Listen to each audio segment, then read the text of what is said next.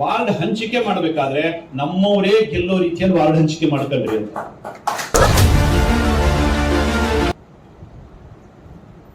ಯಾವ ಜಾತಿಯವ್ರು ಬೇಕಾದ್ರೂ ಗೆಲ್ಲಿ, ತೊಂದರೆ ಇಲ್ಲ, ಆದ್ರೆ ನಮ್ಮವ್ರು ಗೆಲ್ಲಿ. ಇವತ್ತು ಕೂಡ ಅದೇ ವಿಶ್ವಾಸದಲ್ಲೇ ಹೇಳ್ತಿರ್ಕಂಡ್ರಿ, ಚುನಾವಣೆ ಬಂದಿದೆ ಅಂತ ಎಲ್ಲರನ್ನೂ ನಮ್ಮವ್ರು ಅಂತ ಅನ್ಕೊಳ್ಳಿಕ್ಕೆ ಆಗೋದಿಲ್ಲ. ನಮ್ಮವ್ರು ಮಾತ್ರ. ಅದ್ರ ಹೊರತಾಗಿ ಬೇರೆಯವರು ನಮ್ಮವ್ರು ಆಗ್ಲಿಕ್ಕೆ ಆಗೋದಿಲ್ಲ. ಏನ್ರಿ ಪತ್ರಕರ್ತರೆ, ಬರ್ಕೊಂಡ್ರಿ, ನಾನು ಹೇಳಿ 9% ಜನ ನಾವು ಹಿಂದೂಗಳು ಕಂಡ್ರಿ. ನಾವೇನಾದ್ರೂ ಹೇಳಿದ್ರೆ ಸಿದ್ದರಾಮಯ್ಯನ ಭಾಷೆಯಲ್ಲೇನೆ ನಮ್ಮ ತೆರಿಗೆ ನಮ್ಮ ಹಕ್ಕು ಅಂತ ಹಿಂದೂಗಳೇನಾದ್ರೂ ಹೇಳಿ ಶುರು ಮಾಡಿದ್ರೆ ಪರಿಸ್ಥಿತಿ ಏನಾಗುತ್ತೆ?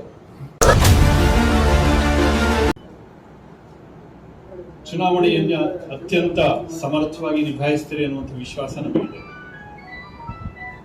ಹೆಚ್ಚಿಗೆ ಹೇಳಬೇಕಾದಂತ ಅಗತ್ಯವೂ ಇಲ್ಲ. ಎಲ್ಲಾ ವಿಷಯಗಳು ನಮ್ಮ ಮೊಬೈಲ್ದಲ್ಲಿ ಇದಾವೆ. ದಿನನಿತ್ಯ ಬೆಳಗಾದ್ರೆ ಹೊಸ ಹೊಸ ವಿಷಯಗಳು ನಮಗೆ ಬಂದು ತಲುಪ್ತಾ ಇರ್ತವೆ. ಒಂದೇ ಒಂದು ವಿನಂತಿ, ಮೊಬೈಲ್ನಲ್ಲಿ ಎಲ್ಲ ವಿಷಯ ತಲುಪತ್ತೆ ಸರಿ, ಆದ್ರೆ ನಾವು ಮಾತಾಡ್ಲಿಕ್ಕೆ ಶುರು ಮಾಡದೇ ಇದ್ರೆ ಅದು ಪರಿಣಾಮ ಆಗುದಿಲ್ಲ. ವಾತಾವರಣ ನಿರ್ಮಾಣ ಆಗೋದೇನೆ ನಮ್ಮ ಮಾತುಕತೆಗಳ ಮುಖಾಂತರ, ನಮ್ಮ ವ್ಯವಹಾರದ ಮುಖಾಂತರ. ನಾವು ಎಲ್ಲೇ ಬೇಕಾದ್ರೂ ಹೋಗ್ಲಿ, 1-2 ನಿಮಿಷ ಇದಕ್ಕೇನು ನೀವು ರಾತ್ರಿ ಹಗಲು ಒಂದು ಮಾಡಿ ಓಡಾಟ ಮಾಡಬೇಕು, ಅದು ಏನಿಲ್ಲೇ ಇಲ್ಲ. ಇದನ್ನ ಸ್ವಾಭಾವಿಕವಾಗಿ ನಮ್ಮ ಸಂಪರ್ಕದಲ್ಲಿ ಬಂದಿರತಕ್ಕಂತಹ ಜನರಿಗೆ, ಅವರು ನಮ್ಮ ಸಂಬಂಧಿಕರಿರ್ಲಿ, ಪರಿಚಯದವರು ಇರಲಿ, ಮಾರ್ಕೆಟ್ ಇರಲಿ, ಅಥವಾ ಎಲ್ಲೇ ಬೇಕಾದ್ರೂ ಕೊನೆಗೆ ಎಲ್ಲಾ ನಮ್ಮ ಮಾತುಕತೆಗಳನ್ನ ಮುಗಿಸಿ ಕೊನೆಯಲ್ಲಿ 1 ನಿಮಿಷ ದಯವಿಟ್ಟು ಈ ಬಾರಿ ಬಿಜೆಪಿ ಮರಿಬೇಡ್ರಿ ಅಣ್ಣ ಅಂತ ಅಂದ್ರೆ ಖಂಡಿತವಾಗಿ ಈ ಬಾರಿ ಕೆಲಸ ಆಗುತ್ತೆ. ಅಷ್ಟರ ಮಟ್ಟಿಗೆ ಜನ ಮಾನಸಿಕವಾಗಿ ರೆಡಿ ಆಗಿದ್ದಾರೆ.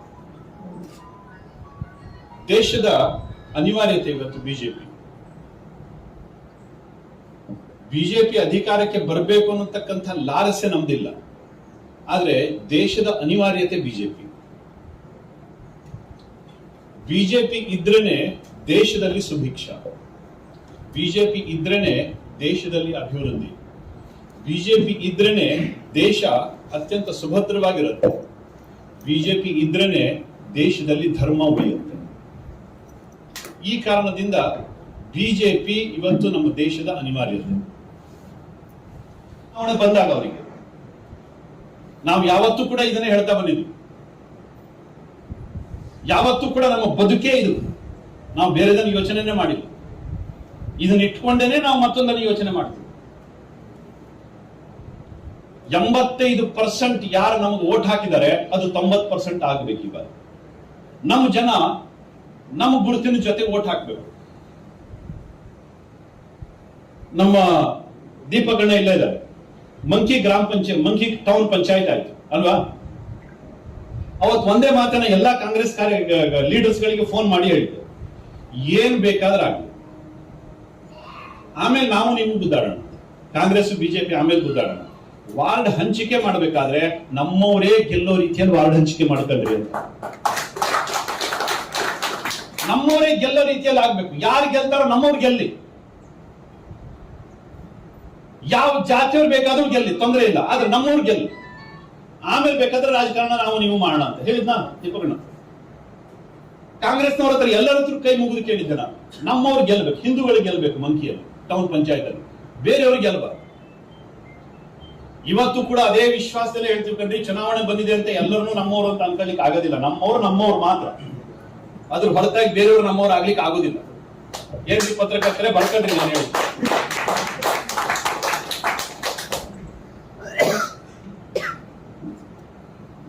ಈ ಒಂದು ವಿಶ್ವಾಸದಿಂದನೇ ನಾವು ರಾಜಕಾರಣವನ್ನು ಮಾಡಬೇಕು. ನಮ್ಮ ದೇಶ ಉಳಿಬೇಕು ಅಂತ ಆದ್ರೆ ನಮ್ಮಲ್ಲಿ ಏನಾದ್ರೂ ಒಂದು ಒಳ್ಳೆ ಅಭಿವೃದ್ಧಿ ಆಗ್ಬೇಕು. 99% 9 ಜನ ಇವತ್ತು ದೇಶಕ್ಕೆ ಟ್ಯಾಕ್ಸ್ ಕೊಡೋರು ನಾವು ಹಿಂದೂಗಳು. 99.9% ಟ್ಯಾಕ್ಸ್ ಕೊಡೋರು ನಮ್ಮ ದೇಶಕ್ಕೆ ನಾವು ಹಿಂದೂಗಳು. ಆದ್ರೆ ಮಜಾ ಮಾಡೋರು ಯಾರು? ನಾಳೆ ನಾವೇನಾದ್ರೂ ಕೇಳಲಿಕ್ಕೆ ಶುರು ಮಾಡಿದ್ರೆ ನಮ್ಮ ತೆರಿಗೆ ನಮ್ಮ ಹಕ್ಕು, ನಾವೇನಾದ್ರೂ ಹಿಂದೂಗಳು ಕೇಳಿದ್ರೆ ಪರಿಸ್ಥಿತಿ ಏನಾಗುತ್ತೆ? 99.9% ಹಿಂದೂಗಳು ನಾವು ಟ್ಯಾಕ್ಸ್ ಕೊಡ್ತಾ ಇದ್ವಿ. ಈ ದೇಶ ಕಟ್ತಾ ಇರೋರು ನಾವು. ಟ್ಯಾಕ್ಸ್ ಕೊಡೋದು ಇಸ್ಲಾಂನಲ್ಲಿ ಹರಾಮ್. ಟ್ಯಾಕ್ಸ್ ಕೊಡ್ಲಿಕ್ಕೆ ಅವರಲ್ಲಿ ಇದಿಲ್ಲ, ಪರ್ಮಿಷನ್ ಇಲ್ಲ, ಟ್ಯಾಕ್ಸ್ ಕೊಡಬಾರ್ದು ಅಂತ. ಯಾಕಂದ್ರೆ ಇದು ದಾರುಲ್ ಹರಬ್, ದಾರುಲ್ ಇಸ್ಲಾಂ ಆದ ನಂತರನೇ ಜಜಿಯಾ ಕೊಡಬೇಕು ಅಂತ ಇದೆ ಅವರಿಗೆ. ಇದು ದಾರುಲ್ ಹರಬ್, ಅದಕ್ಕೋಸ್ಕರ ಅವರು ಟ್ಯಾಕ್ಸ್ ಕೊಡಬಾರ್ದು ಅಂತ ಇದೆ. ಎಲ್ಲೋ ಬೆರಳೆಣಿಕೆ ಜನ ಮಾತ್ರ ಅನಿವಾರ್ಯತೆಯಿಂದ ಟ್ಯಾಕ್ಸ್ ಕೊಡ್ತಾ ಇದ್ದಾರೆ. 99% ಜನ ನಾವು ಹಿಂದೂಗಳು ಕಂಡ್ರಿ. ನಾವೇನಾದ್ರೂ ಹೇಳಿದ್ರೆ ಸಿದ್ದರಾಮಯ್ಯನ ಭಾಷೆಯಲ್ಲೇನೆ ನಮ್ಮ ತೆರಿಗೆ ನಮ್ಮ ಹಕ್ಕು ಅಂತ ಹಿಂದೂಗಳೇನಾದ್ರೂ ಹೇಳಿ ಶುರು ಮಾಡಿದ್ರೆ ಪರಿಸ್ಥಿತಿ ಏನಾಗುತ್ತೆ, ಪರಿಸ್ಥಿತಿ ಎಲ್ಲಿಗೆ ಹೋಗುತ್ತೆ?